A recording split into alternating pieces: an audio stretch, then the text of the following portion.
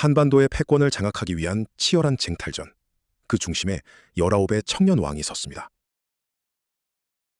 고국 원앙을 잃고 흉년까지 겹친 고구려. 그야말로 절체절명의 위기 상황이었죠. 무너진 왕실의 권위와 굶주린 백성들 앞에서 담덕은 18의 나이로 태왕에 오릅니다.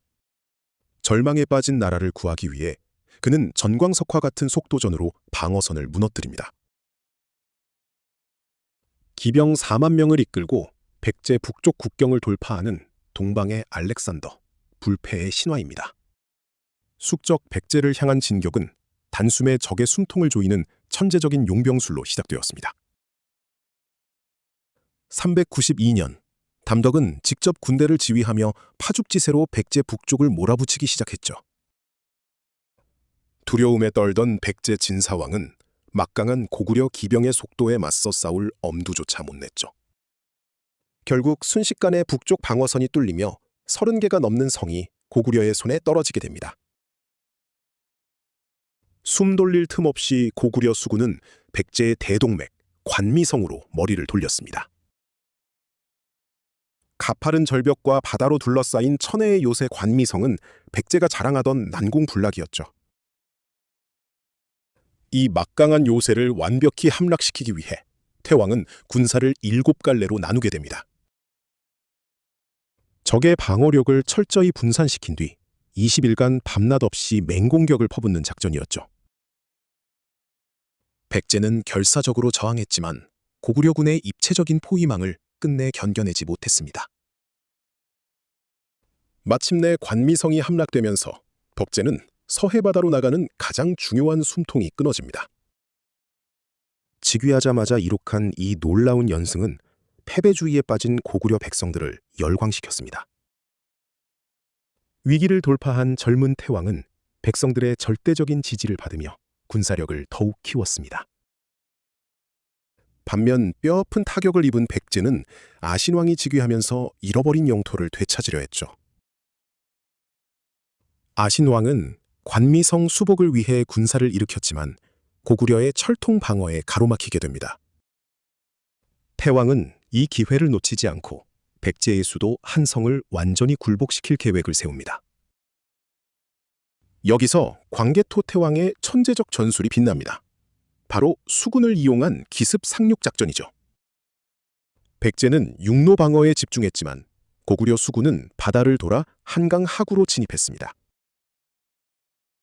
수많은 전투선이 한강 물길을 거슬러 오르며 백제의 수도를 향해 전격적으로 돌진합니다.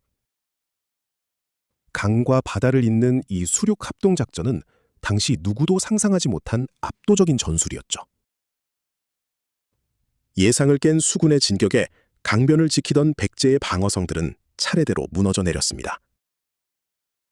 순식간에 수도 한성의 코앞인 아단성까지 고구려의 거대한 깃발이 나부끼기 시작했습니다.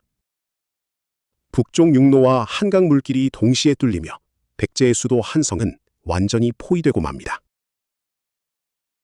사방에서 밀려드는 고구려군의 압도적인 위용 앞에 아신왕은 결국 항복을 결심하게 되죠. 숙적의 왕이 스스로 성문을 열고 나와 무릎을 꿇으며 태왕에게 영원한 신하를 맹세합니다. 아이겐입은 지금부터 영원히 태왕의 노객이 되겠다는 비참한 항복 선언이 한성에 울려 퍼진 것입니다. 원수이자 오랜 숙적인 백제 왕을 단칼에 뵐 수도 있었던 결정적인 순간이었죠. 하지만 광개토 태왕은 놀랍게도 복수 대신 아신왕의 목숨을 살려주고 은혜를 베풀었습니다. 58개의 성을 빼앗는 선에서 자비를 베푼 것은 다가올 거대한 미래를 위한 것이었죠. 언젠가는 저들 모두를 고구려라는 하나의 커다란 울타리 안으로 품으려는 마스터 플랜이죠. 이 승리로 고구려는 한강에서 서해로 나아가는 해상 교통로를 완벽하게 장악하게 됩니다. 19의 왕위에 올라 불과 몇 년 만에 동아시아 판도를 뒤흔든 업적이었습니다. 태왕의 전광석화 같은 기동전 앞에서는 백제의 그 어떤 성벽도 무용지물에 불과했습니다. 위기를 기회로 바꾼 그의 리더십은 절망뿐이던 고구려를 강력한 제국으로 탈바꿈시켰죠. 수륙 양면 작전의 완벽한 성공은 그가 얼마나 치밀하고 비범한 지략가인지 증명해줍니다. 백성들은 그를 단순한 왕이 아니라 세상을 지배할 신성한 태왕으로 떠받들기 시작합니다. 이토록 완벽한 승리는 고구려가 대륙의 절대 강자로 우뚝 서는 탄탄한 징검다리가 되었죠. 이제 태왕의 시선은 한반도를 넘어 끝없이 펼쳐진 드넓은 북방의 대륙을 향하고 있습니다. 남쪽 국경을 튼튼히 한 고구려는 더 이상 등 뒤를 걱정하지 않고 곧장 진격할 수 있었죠. 강력한 해상 통제권은 훗날 고구려가 동아시아 해상 무력을 지배하는 막강한 원동력이 되죠. 전쟁은 무력으로 이기지만 진정한 평화는 포용에서 온다는 것을 청년 왕은 알고 있었죠. 단지 영토를 넓힌 것을 넘어 스스로 백성의 구원자가 되고자 했던 태왕의 위대한 발걸음. 그 발걸음은 훗날 거대한 운명 공동체라는 찬란한 불꽃으로 동아시아 전역에 피어납니다. 적의 허를 찌르는 놀라운 용병술은 1500년이 지난 지금도 최고의 전략으로 평가받습니다.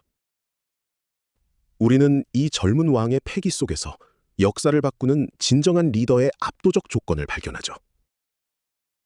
멈추지 않는 그의 도전은 웅장한 고구려의 신화를 완성해가는 서막에 불과했던 것입니다. 절망의 늪에서 제국의 영광을 건져올린 광개토 태왕의 기적 같은 첫 번째 정벌 이야기죠. 백제를 제압하고 한반도의 심장을 움켜쥔 그의 다음 목표는 과연 어디였을지 궁금해집니다. 할아버지의 묘를 파헤쳤던 북방의 철천지 원수 연나라와의 피 튀기는 대혈투가 기다립니다. 동방의 알렉산더라는 칭호는 오직 전진만을 알았던 그의 불타는 투지에 바치는 찬사입니다. 무적의 철갑기병과 함께 북방 대륙을 호령하게 될 그의 두 번째 전쟁이 곧 시작될 겁니다. 백성을 향한 따뜻한 사랑과 적을 향한 차가운 칼날을 동시에 품었던 위대한 영웅 고담덕. 그의 가슴 속에 품었던 커다란 세상의 크기가 얼마나 거대했는지 우리는 짐작조차 어렵죠. 오늘 우리가 만난 것은 단순한 정복자가 아닌 희망을 창조해낸 젊은 혁명가의 얼굴입니다. 무너져가던 나라를 반석 위에 올린 그의 위대한 첫걸음을 결코 잊어서는 안 될 것입니다. 역사는 언제나 준비된 자의 편에 선다는 진리를 이 찬란한 승리의 기록이 증명하고 있죠. 유익하셨다면 구독과 좋아요 부탁드립니다. 여러분의 응원이 큰 힘이 됩니다. 감사합니다.